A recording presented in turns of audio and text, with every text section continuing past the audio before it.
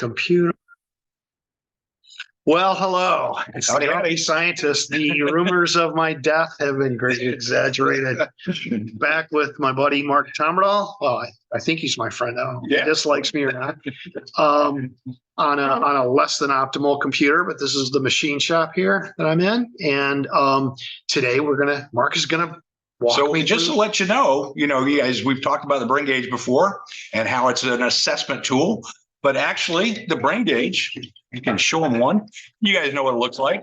It's actually an exercise. It's exercise equipment, and it can actually, physical exercise is well known for brain health. Brain gauge. And that's the brain gauge.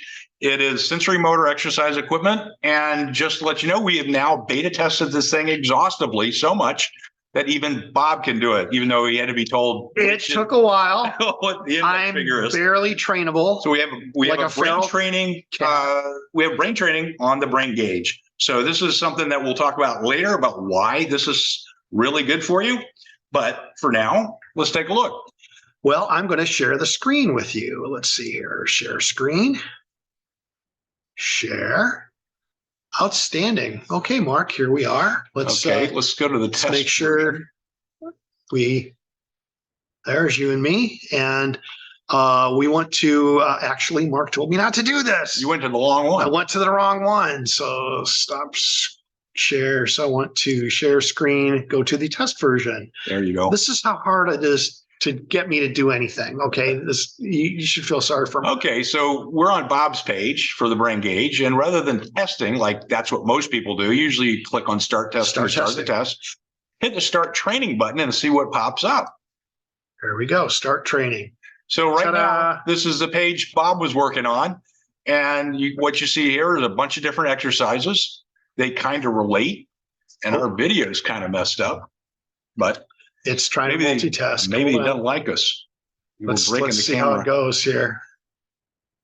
Yeah, we might have to use it. Let's just turn the view off and then just show the screen, I guess. Let's see. How do we turn the view off? Click it here. I think they're just going to stop video right here. There it is. How about that? There we go. Okay. Okay. So now we should have a good recording. That's okay. That's what I love about this. So this is what the brain gauge training page looks like.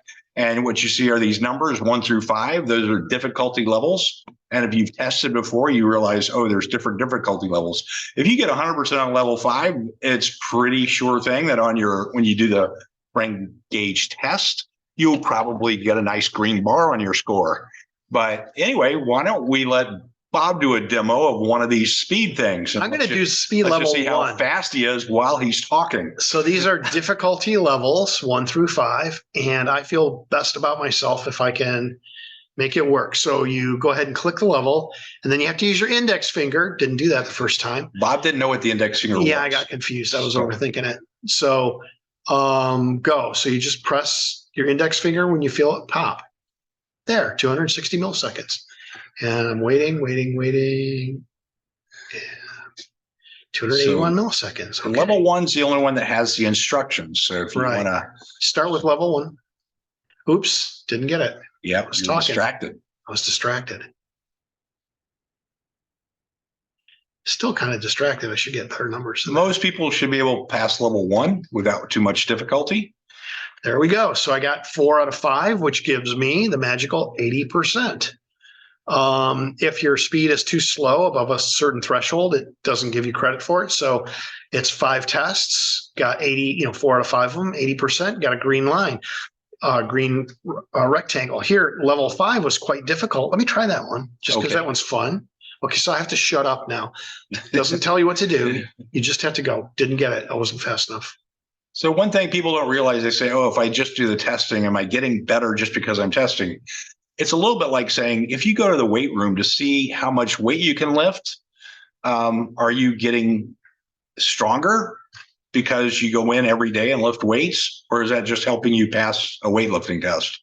The answer is you're getting stronger if you weightlift every day.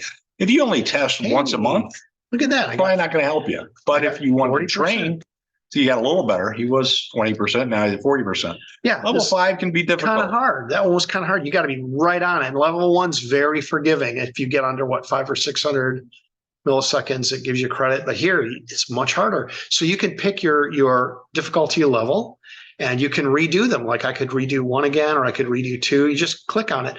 And this is just like how quickly can you respond in milliseconds. Yeah, and then there's accuracy, and you can just follow it, like temporal order judgment. That one was kind of fun. I'll do that one again. So which tap comes first? Is it your index or your middle finger? And then you just have to respond with the correct one. So that was, let's see, whichever one comes first. And they both start, but slightly different times. See? Even Bob can do it. So that should give you lots of expectations. Oops, got it wrong. Whoops. You were distracting me, dude. It's Mark's fault. It's Mark's fault. He screwed me up. There we go. All right. No, this is really pretty cool. And the thing is about doing this, you will feel like, because you are doing better and better and better. And you just, when you're not distracted, when you're focusing on it, you'll feel as if it's getting better and better and better because you're training on it. And then it gives you feedback directly. You do 5 tests, it gives you feedback. So are we ready to stop sharing? Well, and this is basically, the one thing that's really different about this than other brain training platforms is that this platform is like walking into an equipment room, walking into an exercise room, and you get to design whatever you want to do. So if you just need to work on speed, just work on speed. If you want to work on any of these others, you work on those, and you can work at any level that you want to. That's the strength of this. And what's the best way to do this? There's a lot of different ways to do things, but your design is what's going to be really important. Right. Well, I was telling Mark, the great thing about this is that, like, if you're really busy doing something else, you can actually just do one of these tests in like 15 seconds. I think I counted it off. It was like 14 Mississippi, and I was able to do a speed test. And I was telling Mark, the great thing about this is that you can be doing something else, pull this up, and just train a little bit for speed, for accuracy, temporal order judgment, timing, plasticity, multitasking, and you can just run the test. And you only go through 5 trials, and it gives you feedback. And you because you're doing it over and over and over again, whenever you feel like it, you're going to get better. And that's the point here. Yeah, I do this during some really long and tedious meetings. It's great thing to do while you're training yourself to multitask. Yeah, Mark was just admitting that when we have a phone call or something, actually what he's doing instead of talking to me is he's doing this testing off in the background. I understand that. I respect it. But I can see why, if you're at a university at like an administrative meeting, you'd want to have something better to do. And by the way, if you already have a brain gauge, it's absolutely free.